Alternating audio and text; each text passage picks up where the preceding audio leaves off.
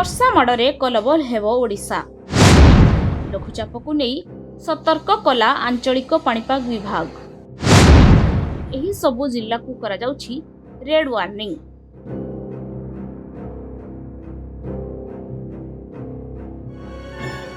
लघुचाप को नहीं एबे विपदरे एही सबु जिला। केउ जिला को रेड वार्निंग तो आउ केउ जिला को ऑरेंज वार्निंग करा जाइछि। सूचना अनुसार ओ केंद्रीय बंगोपसागर रे सृष्टि होइथिबा लघुचाप स्पष्ट लघुचाप क्षेत्र रे परिणत होइछि।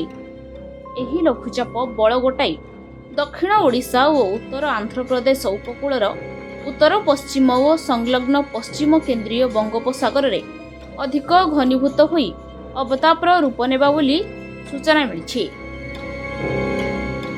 आसंता 27 तारिख सकाळे दक्षिण ओडिशा उत्तर आंध्र उपकूल अतिक्रम करिब अवपात, जहा फଳରେ कोरापुट और मालकानगिरी जिल्ला रे अति प्रबल वर्षा सह दक्षिण ओडिशा अंतर्गत जिला गुड़िकरे प्रबल वर्षा हेबार संभावना रहिथिबा पूर्वानुमान करिछि आंचलिक पाणीपाग विभाग।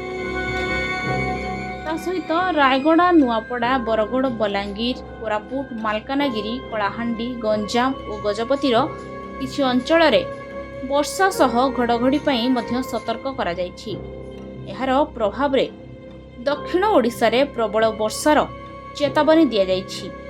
अन्यपटे ट्विन सिटी रे भी झिपिझिपि वर्षा लागि रहिथिबा बेले आसंता दिन रे एही वर्षार परिमाण आगकू बढ़ी पारे बोली मध्य पाणीपाग विभाग पूर्वानुमान करिछि।